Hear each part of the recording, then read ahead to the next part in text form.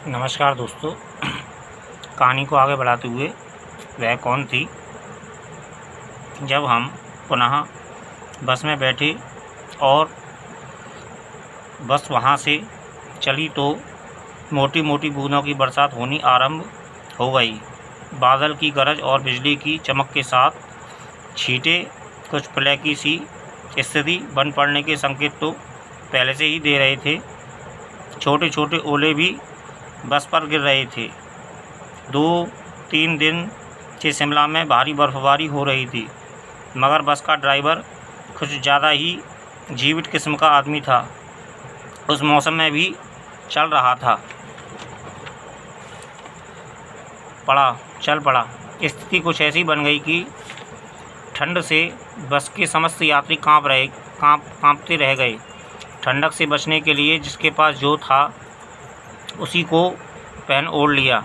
अब ठहरे हम दोनों मेरी टूर पार्टनर के पास ऊनी कोट व स्वेटर और मखमली शाल थे, मगर ठंडक फिर भी उसे लग रही थी। जबकि मैं कोट, स्वेटर, टोपी, मफलर आदि के साथ साथ कंबल में लिपटा काफ़ी राहत महसूस कर रहा था। बस के अंदर की लाइट ड्राइवर ने बुझाई तो मेरी टूर पार्टनर हिचकते हुए सकुचाते मजबूरन मेरे कंबल में आधे की हिस्सेदार बन गई। ड्राइवर को जैसे आंधी तूफान के मौसम में बस ड्राइव करने में मज़ा आ रहा था। सन्नाटा और सड़क साफ तो था ही, वह तूफ़ानी गति से बस को इस कदर भगाए जा रहा था जैसे उसके पीछे सैकड़ों भूत लगे हों। यात्रियों में से तो कोई उसे मना कर पाने का साहस नहीं कर पा रहा था। मैं रोकता, लेकिन मुझे तो रातों रात लखनऊ पहुँच जाने की फिक्र पड़ी थी। अपने स्वार्थ की बात पर भी मैं खामोश रहा। ऐसी बात नहीं थी कि मैं रात भर मूसलाधार बारिश होती रही। बाद में हल्की बारिश भी हुई, लेकिन जब बंद हुई बारिश तो शाहजहाँपुर से 2 किलोमीटर पहले ही बस से चलने से इनकार कर दिया। अब क्या करें, समस्या सिर्फ मेरी ही नहीं सभी लोगों के लिए थी। ड्राइवर ने बस को ठीक करने की घंटे भर तक बहुत कोशिश की, मगर उसकी सारी कोशिश बेकार गई। ऐसी स्थिति में उसे लोगों से कहना पड़ा, आप लोग किसी तरह शाहजहाँपुर पहुँचो, अब वह वर्कशॉप में ही जाकर ठीक होगी। अब तो सभी लोग धनाधन कंडक्टर से किराया मांगने लगे। लोगों का कहना था शाहजहाँपुर तक का किराया काटकर शेष पैसे लौटा दो। लोगों का कहना वाजिब ही था, लेकिन कंडक्टर के मन में खोट था। वह शेष पैसा लौटाने की बात पर राज़ी नहीं हो रहा था, जबकि कंबल ओढ़े मैं खामोश पड़ा था। ऐसे में मेनका मुझसे बोली, आप खामोश बैठे हैं, क्या आप कुछ नहीं कर सकते? क्या करूं मैं? आप तो पत्रकार हैं। कंडक्टर पैसे वापस नहीं कर रहा है, उससे पैसे वापस करवाइए ना। अब तो एक्शन लेने को मजबूर था। एक्शन नहीं लेता तो मेरी बहन मुझे लेकर कुछ और ही बात सोचती।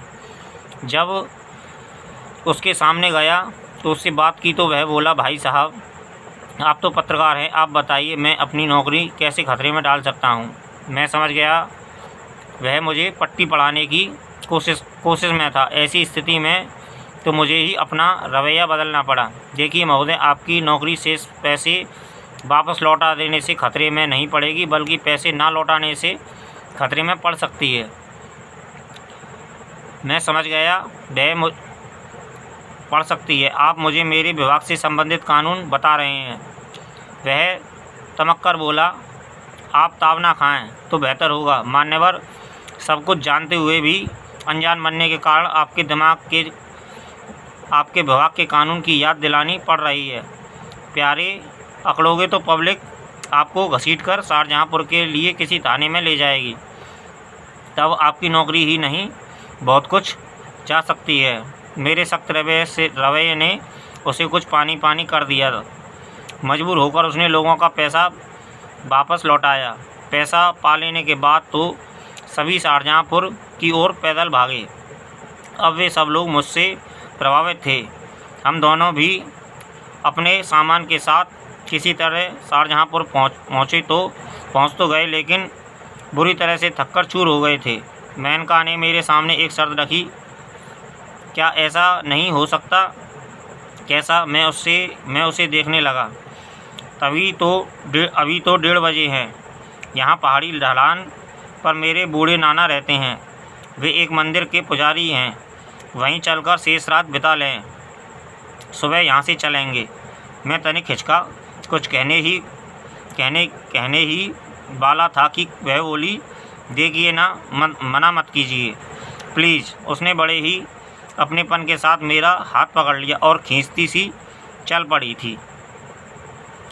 उसके साथ चल पड़ने को मैं मजबूर था। शहर की आबादी को छोड़कर जब हम लोग आगे बढ़े तो अंधकार को दूर करने के लिए उसने अटैची से टॉर्च निकाल लिया। मैं उसके पीछे पीछे चलता ही रहा।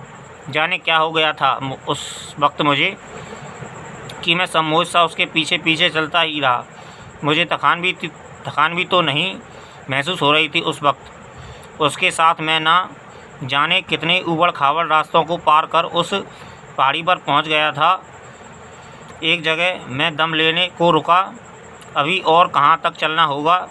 जाने कैसे मुझ में सवाल करने की हिम्मत आ गई तो मैं पूरी तरह से उसी के वशीभूत सा हो गया था। मेरे सवाल पर वह मुड़ी और मेरा हाथ पकड़ कर बोली, चलो सजना, जहाँ तक घटा चले। मैं चौंका, क्योंकि उसकी आवाज़ अब तक तो पूरी तरह से बदल चुकी थी। विचित्र सी खनक पैदा हो गई थी उसकी आवाज़ में। हवा उस वक्त तेज़ हो चुकी थी। मैंने ऊपर की ओर सिर उठाकर देखा तो घटाएं भी घिर आई थी। उस वक्त हम एक पहाड़ी पर थे। बीच में एक झरना था। चारों तरफ पुरानी जंगली पेड़ थे। पत्थर की विशालकाय चट्टानें थीं। उनसे टकराती हवा साए साए की डरावनी आवाज़ें पैदा कर रही थी। ऐसा लग रहा था मानो एक साथ ढेर सारी रूहानी ताकतें उस वादी में मंडराती फिर रही हों। मैं ऐसी स्थिति में तो आगे नहीं ही बढ़ना चाहता था, लेकिन मुड़कर भागने को जैसे ही सोचा, त्यों ही मेनका ने मेरे हाथ को पकड़ लिया। उसके हाथों के स्पर्श से मैं अजीब सा आकर्षण था। आओ ना, क्या सोचते हो? वह कुछ इस तरह से बोली जैसे कोई प्रेतात्मा बोल रही हो, और मेरे हाथ को पकड़े ही पकड़े वह पहाड़ी की चोटी पर चढ़ने लगी। चढ़ान पर चढ़ते हुए उसने बताया, वो जो चोटी दिख रही है वहीं पर रहा वह मंदिर जहाँ हमें पहुँचना है। मैंने उस तरफ देखा। चोटी तो दिखाई दे रही थी, लेकिन मंदिर मुझे नज़र नहीं आया था। उस लड़की ने मुझ पर विचित्र सा जादू कर दिया था। हाथ छुड़ाना चाहता तो छुड़ाकर भाग सकता था, लेकिन भाग जाने की पूरी इच्छा के बावजूद भी मैं अपना हाथ उससे छुड़ा नहीं पा रहा था। यही नहीं, उसके साथ घिसटता चला भी जा रहा था। तकरीबन आधे घंटे के बाद हम चोटी पर पहुंच गए। वहाँ 7-8 हज़ार गज का पथरीला मैदान था। चंदन के 2-3 पेड़ मुझे वहाँ दिखाई दिए। सहसा मुझे ऐसी आवाज़ सुनाई दी जैसे कहीं पर झरना गिर रहा हो। हम आगे बढ़े ही थे कि चंदन के एक वृक्ष के पास मुझे कुछ प्रकाश नजर आया। उस प्रकाश में उफ नहीं, वहाँ तो एक भयंकर नाग मंडरा रहा था। जैसे ही उसे हमारी उपस्थिति का एहसास हुआ तो फन फुंकार कर मारकर हमारी ही ओर दौड़ा। अब उसे अपनी तरफ आता देखकर मैं चीखा, बचो, नाग आ रहा है। मेरी बात पर वह हंसी, डरो नहीं, वो हमारा कुछ नहीं बिगाड़ेगा। और सचमुच वह मेनका के सामने आकर खड़ा हो गया। वह क्रोधित तो ज़रूर नज़र आ रहा था, लेकिन उसकी हालत तो कुछ ऐसी थी कि जैसे वह मेनका का कुछ ना कर सकने को मजबूर हो। कटोरे जैसे फन को उसने लगभग 2 फुट के ऊपर उठा लिया और तनकर खड़ा हो गया, लेकिन वार नहीं कर सका। सिर्फ फुंकार कर ही मारता रहा। उसकी फुंकार में इतनी गर्मी थी कि मुझे भी तपन का एहसास होने लगा। तभी मेनका बोली, आज मुझे तेरे मणि की पुनः ज़रूरत है। थोड़ी देर के लिए तू अपनी मणि मुझे दे। उसकी बात पर तो उस भयानक मणिधारी नाग ने जोर से फन पटका। वहाँ से चिंगारी निकल गई। नखरे मत दिखा नागराज, नहीं तो मुझे तेरी शिकायत नाना से करनी होगी। मेनका के द्वारा दी गई चेतावनी पर वह विषधर निरीह सा नजर आने लगा। बड़े विवश से वह मेनका को देख रहा था। तभी वह पुनः बोली, देख क्या रहा है, जा अपनी मणि ले आ। तनिक क्रोधित हो उठी थी मेनका। उसके दूसरे आदेश पर तो वह आज्ञाकारी गुलाम की तरह मणि की तरफ भागा। थोड़ी देर बाद मुंह से मणि को पकड़े वह वापस लौट रहा था। उसने चुपचाप मणि मेनका के कदमों में लाकर रख दिया और जैसे ही मेनका ने मणि को अपने हाथ में लिया वह तड़पता हुआ नजर आने लगा। उसकी तड़पन कुछ इस तरह की थी जैसे उस पर किसी ने घातक जिस्म का तेजाब डाल दिया हो। मेनका को उसके तड़पने की परवाह कब थी। मुझे लेकर वह आगे बढ़ी। अब तो जहाँ हम थे उसके आसपास का क्षेत्र इस तरह का प्रकाश जैसे बल्ब जल रहा हो।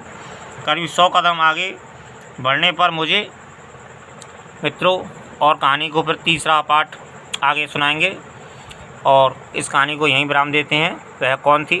धन्यवाद मित्रों।